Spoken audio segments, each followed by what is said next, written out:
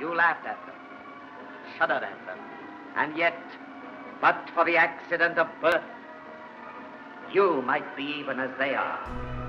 Grâce à certains studios, le cinéma de genre horrifique est redevenu à la mode aujourd'hui. On a des blockbusters, on a tout un tas de films qui sortent plus ou moins bons sur nos écrans, mais l'horreur ne date pas d'aujourd'hui. Effectivement, il existe un film tellement maudit qu'en 1932, et oui, vous avez bien entendu, en 1932, une femme a juré qu'il lui avait provoqué une fausse couche. Mais oui, carrément! Un film qu'on a charcuté de 30 minutes, des images aujourd'hui perdues, malheureusement peut-être, et que son propre studio a voulu enterrer comme un oncle un peu trop bruyant un jour de mariage, une honte de famille. Bref. Et pourtant, près d'un siècle plus tard, ce même film est étudié dans les grandes universités. Tarantino en parle, Ryan Murphy l'a carrément copié dans American Horror Story, et ce ne sont pas les seuls. On peut aussi citer Guillermo del Toro, mais nous y reviendrons plus tard. C'est bien sûr le film Freaks, ou la monstrueuse parade de Todd Browning.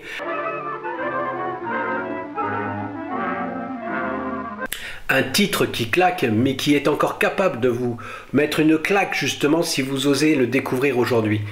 L'histoire derrière ce film est encore plus dingue. C'est un échec commercial total, une censure impitoyable et une résurrection improbable qui en a fait un véritable monument du cinéma. C'est un film que j'ai découvert étant jeune, peut-être trop jeune. C'est un film dérangeant, un film qui glace le sang. On cite souvent L'Exorciste comme film d'horreur de référence, mais c'est parce que ce film est oublié, car il est tout aussi puissant. Aujourd'hui, ce qu'on va essayer de faire, c'est de répondre à une seule question. C'est quoi au juste un monstre ?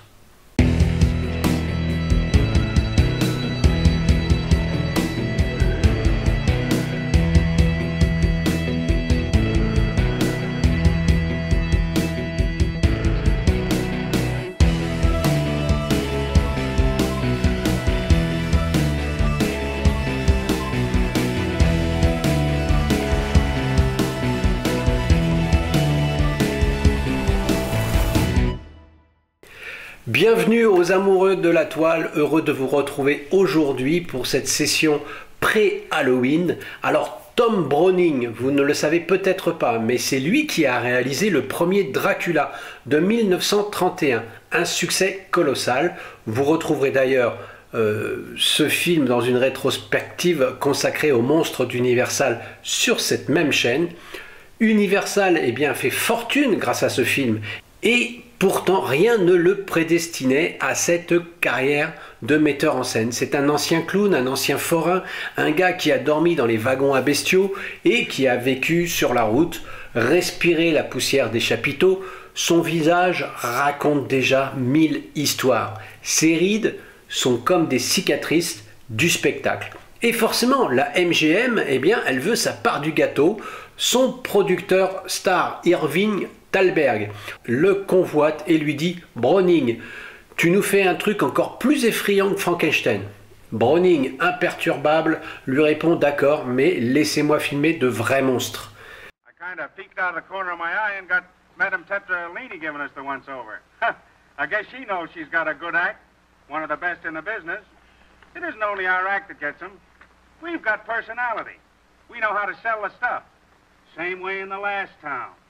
Never heard such applause in your life. Let me tell you something that everybody around here don't know. We're only killing time with this circus. We've got bigger time to follow, and we can do it, too. Well, catch our act tomorrow night. We got something new. Now you can do anything with eyebrow? Il achète les droits d'une nouvelle sordide, Spurs, et part sur les routes à la recherche de son casting. Pas d'acteurs grimés, mais des freaks, des artistes de cirque, des vrais, des microcéphales, des nains, des femmes à barbe, un homme tronc, aucun maquillage, aucun effet spécial, juste eux, tels qu'ils sont. Alors dès le départ, c'est la panique. Myrna Loy et Jean Harlow, les stars de l'époque, fuient le tournage carrément. Thalberg, le producteur, lui, eh bien s'inquiète. On veut faire peur, Browning, mais pas un documentaire sur la charité. Et Browning lui lâche cette phrase incroyable, la peur, monsieur Thalberg. Eh bien, c'est ce que le public ne comprend pas.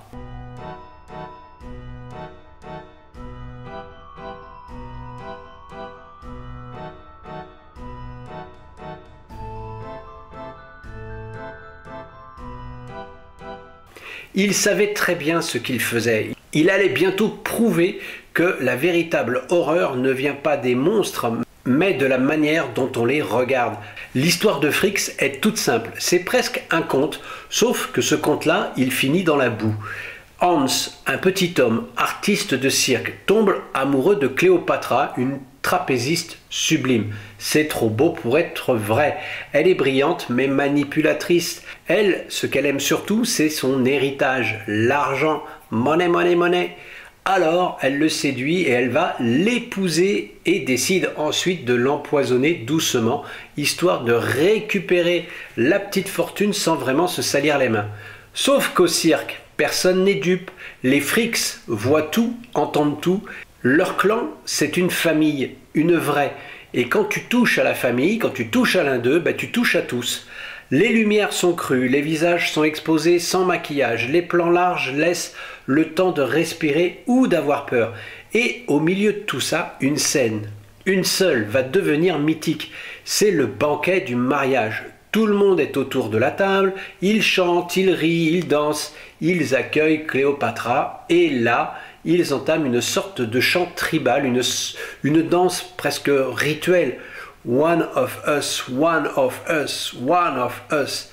One of us, we accept her, one of us, we accept her, we accept her. One of us. Au début, c'est joyeux, puis lentement, ça devient inquiétant. Parce qu'ils ne veulent pas la menacer, ils veulent l'accepter. Et puis, ils lui disent « tu es des nôtres ». Et c'est ça le plus terrifiant. Leur inclusion devant une sentence, c'est une malédiction. À ce moment-là, Fricks renverse tout. Les monstres deviennent les justiciers, la belle devient une vraie abomination, et nous, spectateurs, on ne sait plus où se placer. On se demande, c'est qui le monstre finalement? Eux ou nous? Did they say anything about me? Sure, sure. Well, what did they say, huh? Hit me. Go ahead, hit me. On the head, hit me.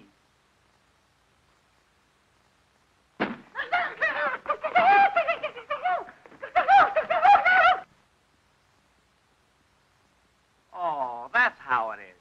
You don't think it's funny. It's sad, is it? Well, it'll just panic him, that's how sad it is.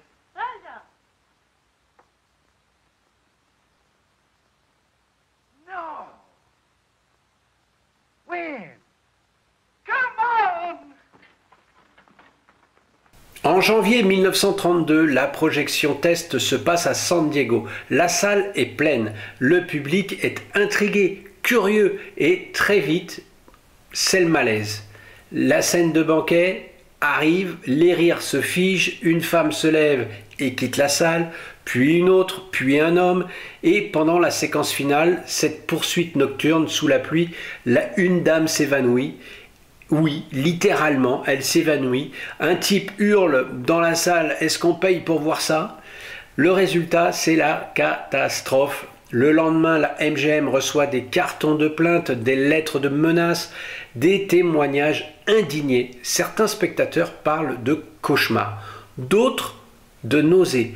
Une femme, donc, comme je mentionnais au tout début de cette vidéo, eh bien, écrit qu'elle a fait une fausse couche à cause du film. Don't you want to make me happy? Yes, but I don't know what to say. Just say yes, dear. Wouldn't you? Yes. Oh, Violet.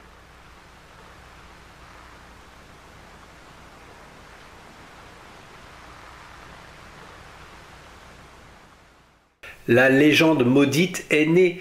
Thalberg, paniqué, dégaine les ciseaux. 30 minutes coupées net. Adieu les scènes les plus violentes. Adieu la vengeance finale. Adieu l'épilogue original. On ajoute à la place un petit prologue moralisateur, un épilogue rassurant. Bref, on désamorce la bombe. Le titre aussi change. Fini The Monster Show. Trop risqué, on rebaptise le film Freaks et on lance la promotion avec un slogan osé, le film le plus étrange jamais monté. Did you see him? He was out there again tonight. He followed you from the last town. I know it, and if Eddie sees it, there'll be a fight. Well, it ain't your fault. Ah, there you are, Francis. I thought you'd gone to bed. Oh, Rolo. Well, you hear that crowd out there again tonight? I bet you thought the tent was on fire, huh? Well, it wasn't. Just the Rollo brothers, panicking them again. But then we do it in every town. We're so used to it, it's getting monotonous. Say, you want to take a look at our act tomorrow night? Mais c'est déjà trop tard. Le public n'en veut pas. Les critiques sont horrifiées, les salles sont vides et le film perd 164 000 $, soit une petite fortune à l'époque. Browning, le génie derrière Dracula, devient personne non grata à Hollywood. Plus personne ne veut de lui. Il réalisera encore un film en 1939 et puis plus rien. Carrière terminée, silence radio. Et la MGM, honteuse, enterre littéralement le film dans ses archives. Certains racontent même qu'ils ont envisagé de détruire la pellicule pour l'effacer à jamais, comme si Freaks n'avait jamais existé. Pendant plus de 30 ans, Freaks vit dans les limbes, un film maudit, interdit, banni. En Angleterre, il reste censuré jusqu'en 1963, 30 ans plus tard. Aux États-Unis, il passe plus nulle part. Et dans les rares articles où l'on en parle, c'est toujours de la même façon, comme un accident de train. On regarde, on détourne le regard, on frissonne, mais on ne peut pas s'empêcher de regarder. Et c'est dans ce silence que la résurrection va commencer tout doucement. But Monsieur Duvin, at first I could not believe my own eyes. A lot of horrible, twisted things, crawling, whining, laughing. Dis donc, Jean, what were you drinking last night? Nothing, Monsieur, I assure you. Dans les années 50, 60, à New York, ceux qui projettent des séries B, des films d'exploitation, le ressortent en seconde partie, comme un film bonus après la séance principale. Et là, le bouche à oreille démarre. Les étudiants des ciné-clubs universitaires tombent dessus et se prennent une claque. Et oui, je l'avais déjà mentionné au début. Les artistes marginaux, les rebelles de la contre-culture, tous y voient une fable antinorme, un cri d'amour pour les exclus. En 1962, le British Film Institute ose enfin le sortir. Et là, révélation, le public découvre que Freaks n'est pas juste un freak show morbide, mais une œuvre bouleversante d'humanité. Dépêchez-vous tout de suite. Go away, all of you. Don't you know trespassing the same as stealing? Oh, I'm sorry, monsieur. I am Madame Tetralini. These children are in my circus. Children? They're monsters.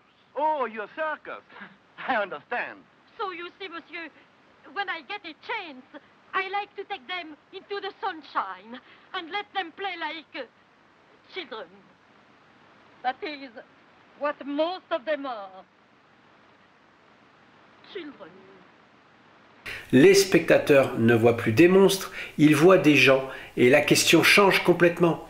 Et si le vrai monstre, c'était Cléopâtra? La boucle est donc bouclée. Le film renaît de ses cendres, prêt à infecter le cinéma tout entier. Et à partir des années 70, Freaks n'est plus juste un film culte, c'est une contamination lente, un virus qui s'infiltre dans tout le cinéma, sans qu'on s'en rende compte, bien sûr. J'ai déjà mentionné Guillermo del Toro. Lui, c'est carrément un fan absolu. Sur le mur de son bureau, il a tagué « We accept her » en hommage direct au cri des Freaks lors du banquet. Chez lui, les monstres ne font pas peur, ils sont sublimes. Et tout ça, c'est du Browning pur jus. Le film est donc comme un virus, il est partout, il a infecté les plus grands. Mais ce qui rend Freaks aussi unique, ce n'est pas juste son influence, c'est sa façon de regarder les gens. Browning ne filme pas les freaks comme des victimes, pas de musique triste, pas de discours moralisateur. Il les filme comme des êtres humains à part entière, des collègues, des amis, des amoureux, des vengeurs. Et c'est ça qui dérange lors du visionnage.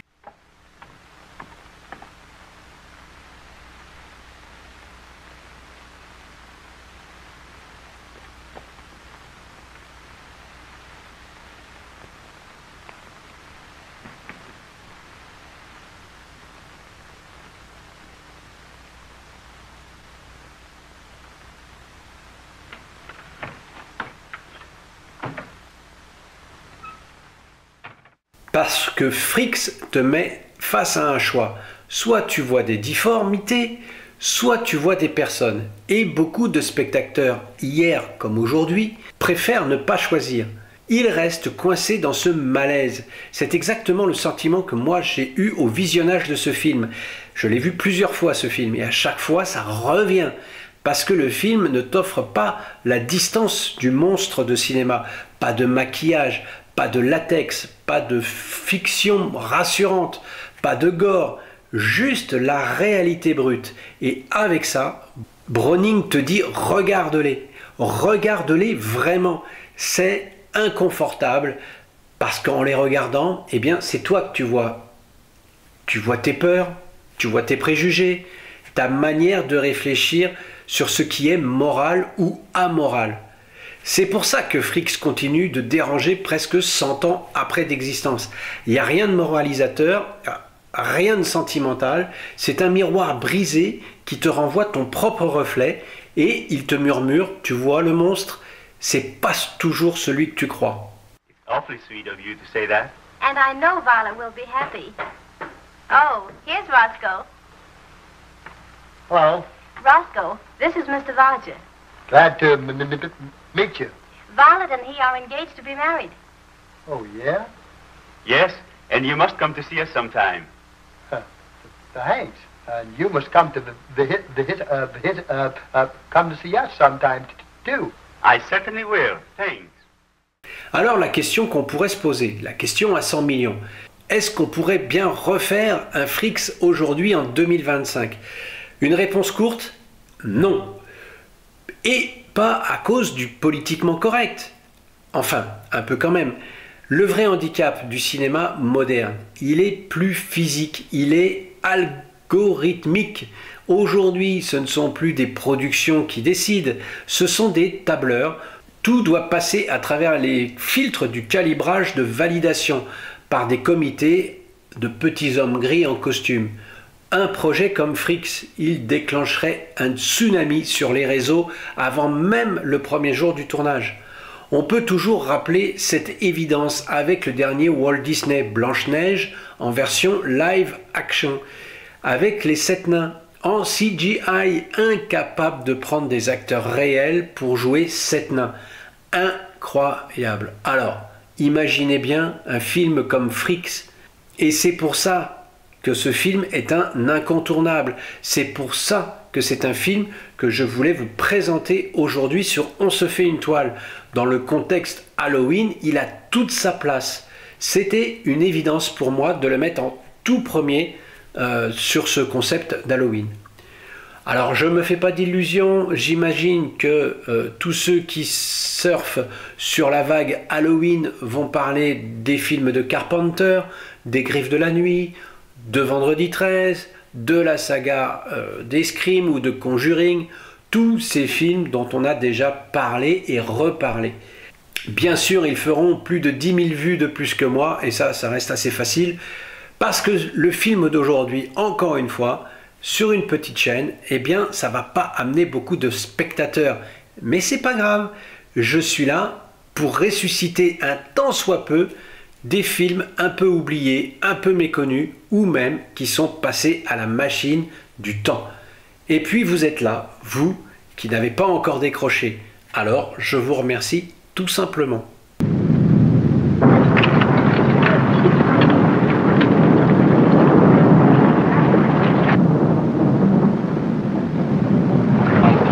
waiting. Fine, fine.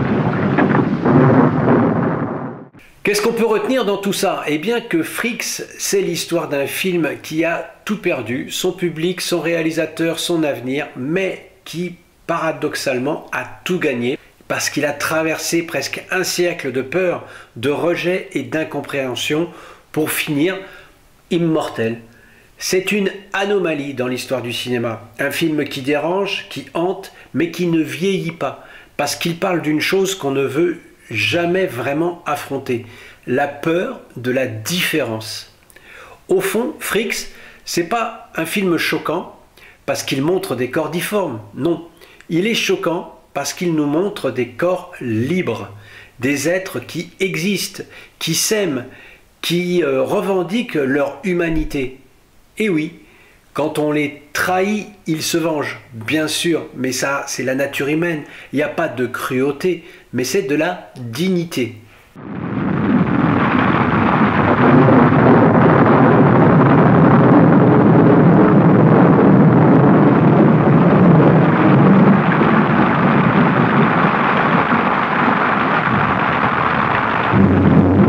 Browning ne voulait pas faire peur au sens premier du terme. Il voulait qu'on regarde vraiment. Et en 1932, c'est bien plus subversif que n'importe quel vampire ou n'importe quel monstre de laboratoire. J'espère, à travers ces quelques mots et ces quelques images, que j'ai attisé votre curiosité. Si vous ne connaissez pas ce film, eh bien, vous allez essayer peut-être de vous le procurer et de le voir. J'espère sincèrement, en tout cas, que cette plongée dans l'héritage maudit du cinéma vous a captivé un tant soit peu. J'aurais dû vous le dire plus tôt, mais si vous aimez le contenu de cette vidéo ou tout simplement la chaîne, eh bien n'hésitez pas à vous abonner, à activer la petite cloche pour les notifications. Bien sûr, laissez-moi un commentaire, je serais curieux de savoir si vous connaissez ce film et ce que vous en pensez. Sur ces belles paroles, je vous dis à très bientôt pour un nouveau film aussi méconnu, bien que son titre vous dira forcément quelque chose. À très bientôt donc, bonne toile. Ciao ciao.